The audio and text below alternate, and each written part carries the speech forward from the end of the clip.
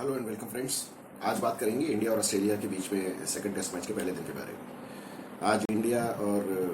आज ऑस्ट्रेलिया ने टॉस जीता और टॉस जीतने के मामले में तो ऑस्ट्रेलिया बड़ी लकी रही, क्योंकि दोनों टेस्ट मैचेस में ही उन्होंने टॉस जीत लिया। और ये बहुत अच्छी बात है वैसे इंडिया के लिए भी, क्योंकि कल को ऑस्ट्रेलिया को ये कहने को नहीं होगा कि हम तो टॉस हार गए थे और इस वजह से हम सीरीज़ हार गए या जो भी हुआ। हालांकि सीरीज़ हार गए या जीत गए ये अभी थोड़ा सा प्रीमेच्योर है कहना, क्योंकि अभी 3 टेस्ट मैच बाकी हैं और आज ऑस्ट्रेलिया ने ठीक ठाक रन बना लिए। क्योंकि जब उन्होंने बैटिंग शुरू की तो उस टाइम इनिशियली बॉल काफ़ी स्पिन हो रहा था, लेकिन जैसे जैसे डे प्रोग्रेस हुआ वैसे वैसे बैटिंग थोड़ी आसान होती चली गई। और पहले शुरुआत करेंगे कि इंडिया की और ऑस्ट्रेलिया की टीम में चेंजेस क्या हुए। तो इंडिया ने तो एज एक्सपेक्टेड एक ही चेंज किया जब श्रेयस अय्यर फिट हो गए, तो ऑब्वियसली सूर्य कुमार यादव को तो बाहर जाना ही था और अय्यर उनकी जगह टीम में आ गए और बाकी टीम वही थी।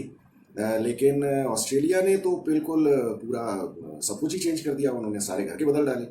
और ताज्जुब की बात यह है कि उन्होंने पेस स्पिन लेगी इस एंटिसिपेशन में सिर्फ एक पेसर पैट कमिंस को ही खिलाया और उसके अलावा सारे स्पिनर वो नए स्पिनर को ले आए।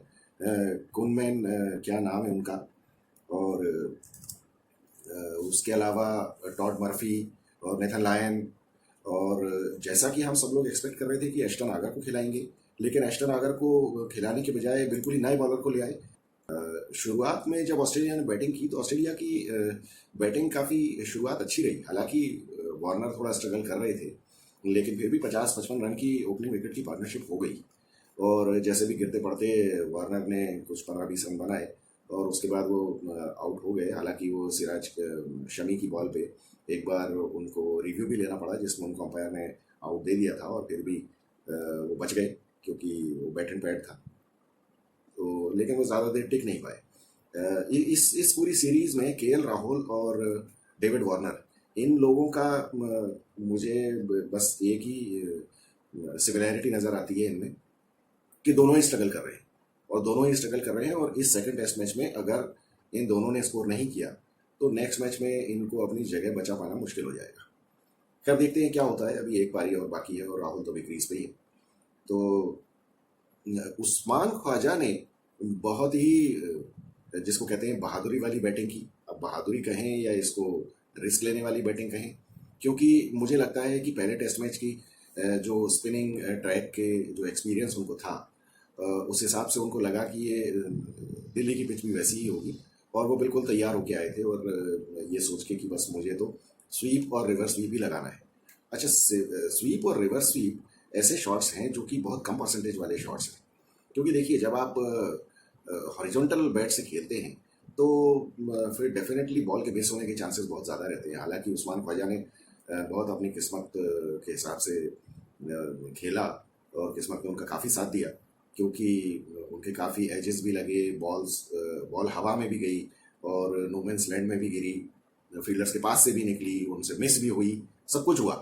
लेकिन किस्मत की बात ये थी कि उन्होंने जो विकेट्स की बॉल थी उनको काफ़ी अच्छा कनेक्ट किया और कुल मिला के काफ़ी अनऑर्थोडॉक्स किस्म की बैटिंग की उन्होंने। लेकिन ठीक है, जो पिछले टेस्ट मैच में एलेक्स कैरी करने की कोशिश कर रहे थे वही उन्होंने किया और ख्वाजा को उसमें काफ़ी सफलता भी मिली। उसके ऑपोजिट पीटर हैंड्सकॉम्ब, उन्होंने बिल्कुल ऑर्थोडॉक्स टेस्ट क्रिकेट की पारी खेली और वो देखने में भी बहुत अच्छे लग रहे थे। उन्होंने बहुत ही बढ़िया बैटिंग की, आगे की बॉल को आगे खेला, पीछे की बॉल को पीछे खेला और उन्होंने स्पिनर्स और फास्ट बॉलर्स और सभी को बहुत ही अच्छी तरह से खेला और इसका नतीजा ये हुआ कि वो नॉट आउट ही रहे, उनको कोई आउट भी नहीं कर पाया। मुझे लगता है कि वो थोड़ा सा उनको ऊपर आना चाहिए, क्योंकि पिछले टेस्ट मैच में भी वो अच्छी बैटिंग कर रहे थे और इस टेस्ट मैच में भी उन्होंने अच्छी बैटिंग की। तो मुझे लगता है कि नेक्स्ट टेस्ट मैच में शायद उनको थोड़ा ऊपर बुलाएंगे, 1 नंबर ऊपर तो बुलाना चाहिए कम से कम। तो अब देखते हैं क्या होता है। और ऑस्ट्रेलिया ने 263 रन्स बनाए, जिसमें पैट कमिंस ने भी 30 रन बनाए और उन्होंने भी अश्विन को छक्के वक्के भी लगाए। तो लेकिन बाकी टैलेंडर्स कुछ ज़्यादा कर नहीं पाए, टॉड मर्फी और नेथन लायन ये कुछ भी नहीं कर पाए, इनका कंट्रीब्यूशन बिल्कुल नहीं रहा। अगर ये थोड़ा करते तो शायद ऑस्ट्रेलिया 300 रन तक पहुंच जाती, जो कि इस विकेट पर मुझे लगता है कि काफ़ी अच्छा स्कोर होता।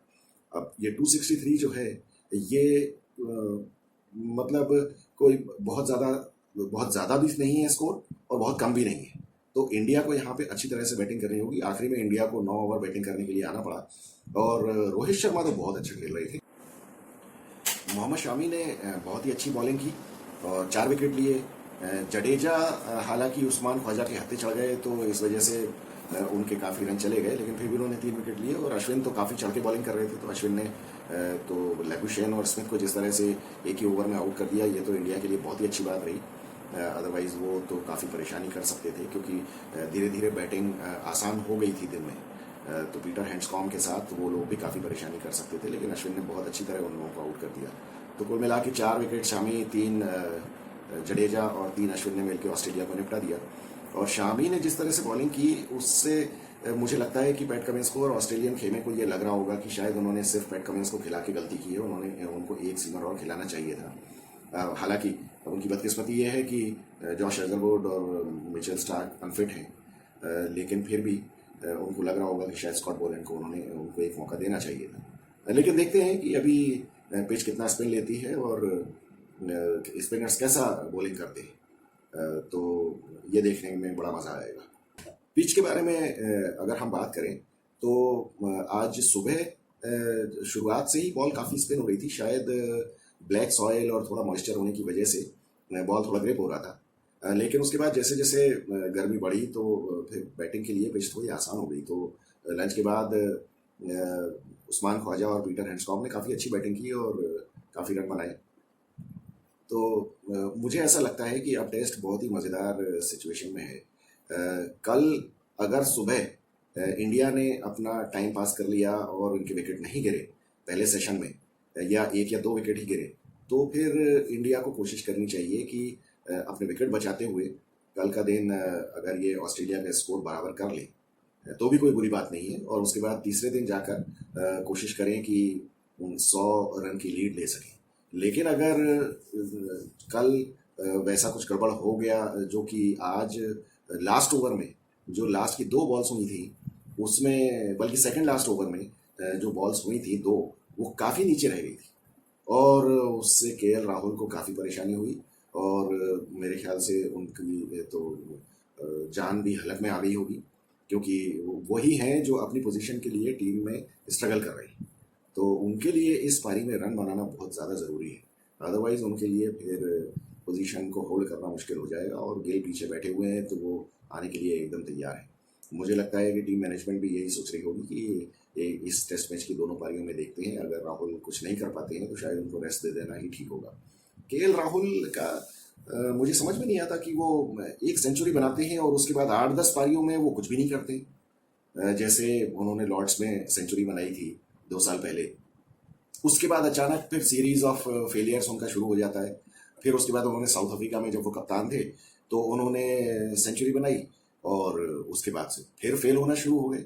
तो इसी वजह से शायद 40-45 टेस्ट मैचेस खेलने के बाद भी उनका एवरेज कोई वो 35-40 का ही है, जबकि ये मतलब कोई बहुत अच्छी बात नहीं है इतने अच्छे कैलिबर के बैट्समैन के लिए। तो मुझे ऐसा लगता है कि केएल राहुल के साथ सबसे बड़ी प्रॉब्लम जो है वो उनके कॉन्फिडेंस की है। और मुझे अच्छी तरह याद है विव रिचर्ड्स हमेशा कहा करते थे, whenever you go out to bat you feel confident and then you will look confident। तो अंदर से कॉन्फिडेंट फील करना बहुत ज़्यादा ज़रूरी है, और ये सिर्फ क्रिकेट में ही नहीं, ये हर फील्ड में है। अगर आप कभी कोई स्पीच देने भी जाएं तो अगर आप अंदर से कॉन्फिडेंट फील नहीं करेंगे तो आपकी परफॉर्मेंस अच्छी नहीं रहेगी। तो मुझे लगता है कि केएल राहुल को किसी को बताना चाहिए कि आप ज़रा कॉन्फिडेंस के साथ खेलिए। तो अभी देखते हैं ये कल के दिन क्या होता है। पहला सेशन बहुत इम्पोर्टेंट है और पहले सेशन में हम देखना चाहेंगे कि इंडिया के बैट्समैन अच्छा स्कोर करें। रोहित शर्मा तो काफ़ी अच्छा खेल रहे हैं, केएल राहुल अगर स्कोर कर देते हैं तो वो बोनस हो जाएगा। और अगर कहीं इन दोनों ने पहला घंटा निकाल दिया तो फिर इंडिया के लिए पूरा दिन और ये टेस्ट मैच में बहुत अच्छी खबर हो सकती है। लेकिन अगर पहले सेशन में 2-3 विकेट गिर गए तो फिर इंडिया को टेस्ट बचाने की प्रॉब्लम हो जाएगी, क्योंकि मुझे लगता है कि पिच तीसरे दिन तो बहुत गड़बड़ करने वाली है और इंडिया को इस विकेट पे चौथी पारी में खेलना है। तो मज़ेदार पोजीशन में है टेस्ट मैच, पहले ही दिन बड़े मज़ेदार पोजीशन में पहुंच गया और कल और परसों का दिन बहुत ही इंपॉर्टेंट होने वाला है। तो देखते हैं क्या होता है। डिस्कस करेंगे हम आपके साथ। कल फिर मिलते हैं। Thank you so much for watching.